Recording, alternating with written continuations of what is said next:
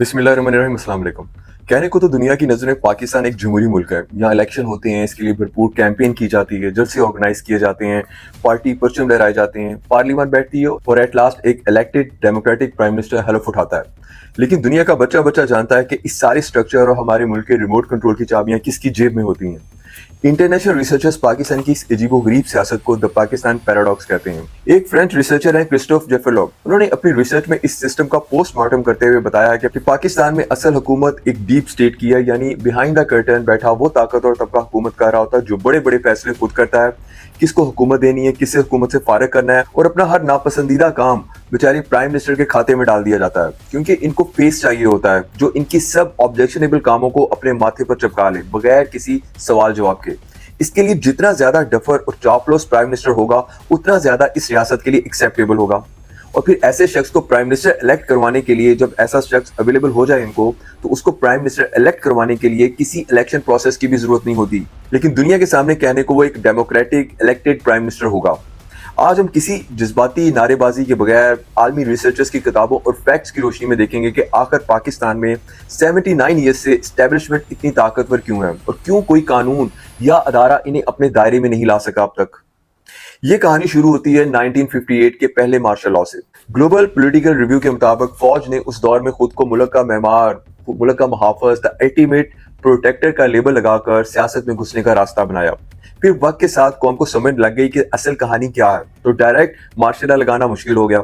मुल्क चलाना बदनामी का बायस बनने लगा, तो मुल्क के डेमोक्रेटिक प्रोसेस से एग्जिट करने की बजाय इन्होंने अपना तरीका बदल लिया और इस तरीके के तहत एक नए निजाम को इन्होंने इंट्रोड्यूस किया, जिसको हम आज हाइब्रिड सिस्टम के नाम से जानते हैं। इसे आसान अल्फाज में समझें तो इस निजाम में चेहरा सिविलियन सियासतदानों का होता है, लेकिन अकल और हर बड़ा फैसला एस्टेब्लिशमेंट का होता है। इसे इंटरनेशनल रिसर्चर्स टोटलिटेरियन डेमोक्रेसी कहते हैं, यानी एक ऐसी जमहूरियत जहां बाजार एक निगरान को ऊपर डंडा हाथ में थमाकर बैठा दिया जाता है और कहा जाता है इलेक्शन आप करवाएं, हुकूमत आप चलाएं, लेकिन मुल्क का बजट, सिक्योरिटी, फॉरेन पॉलिसी क्या होगी, इस पर असल वीटो सिर्फ और सिर्फ एक इसी अदारे का चलेगा जिसको हम एस्टेब्लिशमेंट कहते हैं।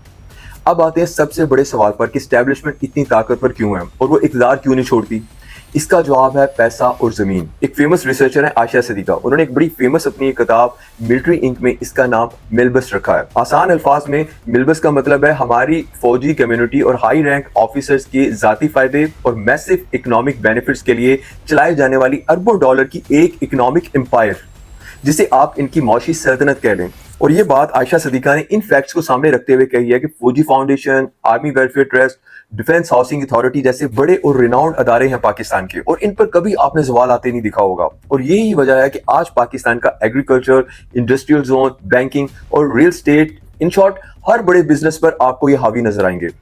रिसर्च बताती है कि एस्टेब्लिशमेंट पाकिस्तान में जमीन की सबसे बड़ी मालिक है। तकरीबन 11.58 मिलियन एकड़ जमीन इनके कंट्रोल में है। इंटरनेशनल एनालिस्ट कहते हैं कि जब किसी अस्करी अदारे का बिजनेस और उसके मौशी मफाद इतने वसी हो जाएं, तो वो कभी भी सिविलियन हुकूमत के नीचे काम करने को तैयार नहीं होगा, क्योंकि सिविलियन कंट्रोल में जाने का मतलब है कि इनके बिजनेसेस और अकाउंट्स का एहतसाब, जिससे ये पूरी कम्युनिटी खाइफ है और अपनी सुप्रीमेसी और ताकत के थ्रू इस सिस्टम पर अपने कंट्रोल की गिरफ्त 1 इंच भी कमजोर नहीं करती। अगर कभी कानून और आइन के मुताबिक ये एहतसाब हुआ भी, तो आप यकीन जाने वो बड़े बड़े अजीम ताकतवर नाम कानून की गिरफ्त में आएंगे जिनका आपने तसव्वुर भी नहीं किया होगा। थोड़ा रिसेंट टाइम में आते हैं 2018 से 2023 का दौर। इस हाइब्रिड सिस्टम की ये एक बदतरीन मिसाल था। आपने हमारे इस सिस्टम में एक पेज का अक्सर शोर सुना होगा। एस्टेब्लिशमेंट और हुकूमत एक पेज पर है, एक पेज फट गया, एक पेज नया लिखा जा रहा है, एक पेज, इस तरह की आपने अक्सर बातें सुनी होंगी। डायलॉग सोशल साइंस रिव्यू की रिपोर्ट के मुताबिक एक पेज का जो नैरेटिव है दरअसल इलेक्टोरल इंजीनियरिंग के जरिए अपने पसंदीदा चेहरों को इलेक्शन जितवाने का ड्रामा होता है। और अगर वो चेहरे ताबेदारी से, आजी से, जी हजूरी करके हुकूमत करते रहेंगे, तो हुकूमत की ये चापलूसी इनको हुकूमत की कुर्सी पर बैठाए रखेगी। लेकिन अगर कानून और आइन के मुताबिक कोई सबक पढ़ाने की कोशिश की या कानून सबके लिए बराबर का स्लोगन बनाया, तो 1000 तरीके हैं इनके पास एक इलेक्टेड प्राइम मिनिस्टर को हुकूमत से चलता करने के। फिर इसके लिए ये जिस एक्सटेंट तक जा सकते हैं ये हम सब जानते हैं कि चाहे उस मुंतखब वजीर आजम को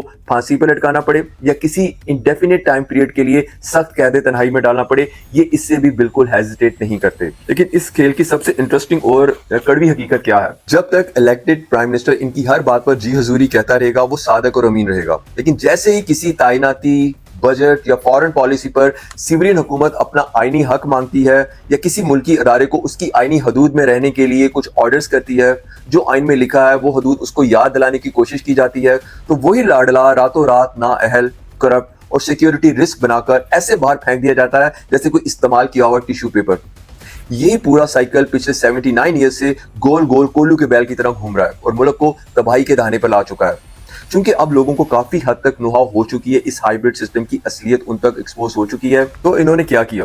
एक लेटेस्ट रिसर्च कहती है कि 2025 की 27वीं आईनी तरमीम इसी सियासी कब्जे को, जो तकरीबन 8 डिकेड से इस मुल्क में कायम कर रखा है इन्होंने, इसको कानूनी कवर देने के लिए एक नया हथियार है ये। यानी इस कब्जे को मुल्क का कानून बनाकर इनकी झोली में डाल दिया जाए ताकि कोई भी इन पर एतराज ना कर सके। इस तरमीम के जरिए चीफ ऑफ डिफेंस फोर्सेस का नया ओहदा बनाकर न सिर्फ 5 साल की बाकायदा सिंगल कंट्रोल यूनिफाइड कमांड दी गई है, बल्कि कुछ मामलों में ऐसी सुपर लीगल इम्यूनिटी भी दी गई है कि सिविलियन अदालतें या पार्लियामेंट इनसे कोई सवाल नहीं कर सकती। एक फेमस ब्रिटिश ऑथर हैं एनाटोलियन, अपनी किताब पाकिस्तान अ हार्ड कंट्री में एक इंटरेस्टिंग बात करते हैं। वो लिखते हैं कि पाकिस्तान की फौज बाकी मुल्क का सबसे मुनज़्ज़म और डिसिप्लिन मजबूत अदारा है, इतना मजबूत कि ब्रिटिश राज के बाद यही वो वाहिद अदारा है जो सही मायनों में फंक्शन करता नजर आता है। लेकिन यहीं पे असल डिलेमा शुरू होता है। जब एक ही इदारा मुल्क के बाकी तमाम अदारों से इतना ज्यादा मुनज़्ज़म और ताकतवर हो जाए तो इसका नतीजा ये निकलता है कि बाकी सिविलियन अदारे जिस तरह पार्लियामेंट, जुडिशरी और जो पॉलिटिकल स्ट्रक्चर है, कभी भी इस दरख्त के साए तले जिसको एस्टेब्लिशमेंट कहते हैं, ना तो कभी वो अपनी जगह बना पाएंगे और ना ही अपनी ग्रोथ मेंटेन रख सकेंगे, क्योंकि मिलिट्री ऑर्गेनाइजेशन अपनी वो पावर जो सिविलियन मैटर्स को कंट्रोल करती है जिनके थ्रू, उनको कभी भी कॉम्प्रोमाइज नहीं करेगी। इसलिए ये एक तरफ तो तारीफ है इसी नज़्म व ज़ब्त की, और दूसरी तरफ यही नज़्म व ज़ब्त पूरे मुल्क की जमहूरियत का गला घोटने की वजह भी बन रहा है। अब सवाल यह है कि इस तमाम ताकत के खेल की कीमत कौन चुका रहा है? इसका जवाब है हमारे अवाम, मैं और आप, आपका middle class, lower middle class और पुअर क्लास तबका। जब मुल्क के बजट का एक अजीम हिस्सा मिलिट्री मोनोपोली की हैवी स्पेंडिंग्स में चला जाएगा, जिसमें डिफेंस, सिक्योरिटी, कर्जों की अदायगी और भी बहुत सी चीजें शामिल हैं, तो फिर आपके बच्चों के लिए स्कूल, हॉस्पिटल, साफ पानी, रोजगार के लिए पैसे कहां से आएंगे? एक बात अच्छे से जान लें, अब इंटरनेशनल रिसर्चर्स और ऑब्जर्वर्स इस बात पर एग्री करते हैं कि पाकिस्तान का कोई मुस्तकबिल नहीं जब तक यहाँ हकीकी सिविलियन सुप्रीमेसी कायम नहीं हो जाती, जब तक पार्लियामेंट के पास बजट का मुकम्मल अख्तियार नहीं होगा, और जब तक सभी अदारे including the military economic empire इसका शफाफ एहतसाब नहीं होगा। पाकिस्तान इसी डिल्यूजन की दलदल में धंसता रहेगा।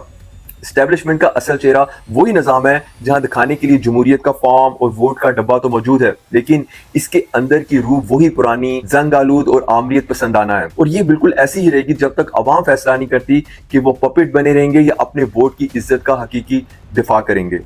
इंशाल्लाह आपसे फिर बात होगी, तब तक के लिए फीमान अल्लाह।